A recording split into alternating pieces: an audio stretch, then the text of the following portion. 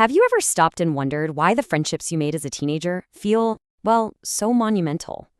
Why those memories are just so incredibly vivid, so charged with emotion, even decades later? Well, I'm here to tell you it wasn't just you. So let's dive in and explore the powerful psychological forces that make those teenage friendships a defining crucible for who we all become. Just for a second, really try to go back there. Remember that feeling, the one that came with a shared secret, an inside joke that no one else got, that absolute rock-solid certainty that your group of friends was the center of the entire universe? It was an intensity that, let's be honest, is kind of hard to replicate in adult life. And there's a really good reason for that. I mean, this quote just nails it, doesn't it? For teenagers, friendships aren't just some nice little thing on the side. No way. They are the main event. They are the stage where the most important, messy, and crucial work of growing up actually happens. So, what kind of work are we talking about here? Well, first off, these friendships are a critical training ground. They're basically the first real classroom for our future social lives.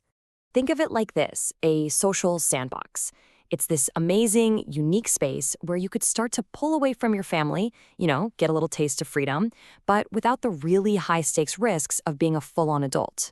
It was a place to practice, to mess up, and to figure things out with the safety net of your friends all around you. And wow, what a training ground it was. All that drama? It was real because the stakes felt incredibly high. This is where we got our first real lessons in what loyalty actually means, how to deal with conflict, the absolute sting of betrayal, and maybe most importantly, how to repair a relationship when things go wrong. All those complex skills we need as adults, we basically got a crash course in them right here, sometimes all in the span of a single lunch break. But it wasn't just about learning to deal with other people. These friendships are also fundamental to our own internal development, to that classic epic quest of figuring out who we are and where we belong. Okay, this idea of friends as mirrors is so important. As a teenager, you're trying to build an identity that's separate from your family, right? So you use your friends to test things out.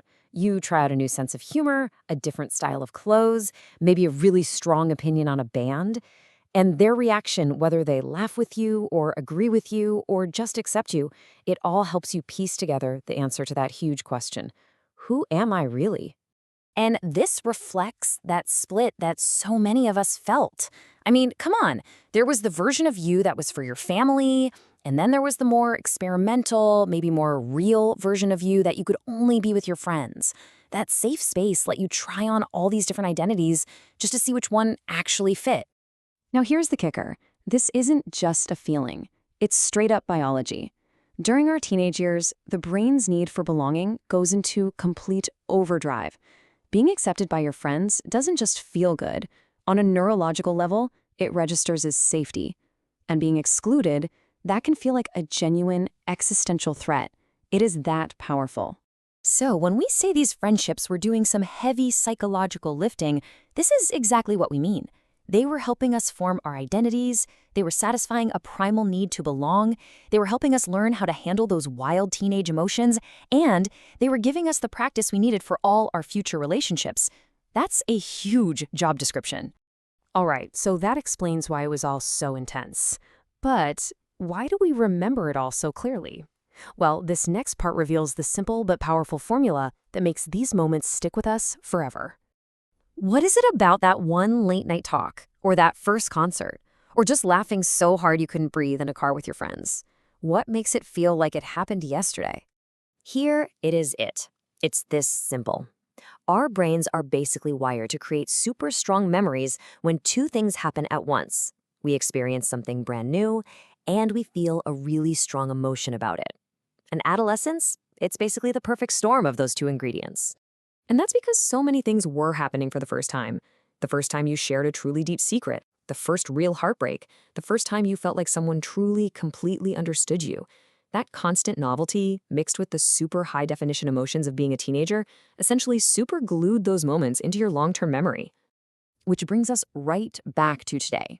When we get nostalgic for those days, it's often not just about missing the specific people. We're missing that feeling, that incredible intensity, that feeling of being totally present in the moment, and that raw, unfiltered connection that is just so unique to that time of our lives. So we'll just leave you with this to think about. When you look back, what specific part of that intense, unfiltered teenage friendship do you find yourself missing the most? Is it the easy laughter, the absolute unquestioning loyalty, or just the feeling of being completely and totally seen? It's a powerful way to think about what those friendships gave us and how, in so many ways, they continue to shape us today.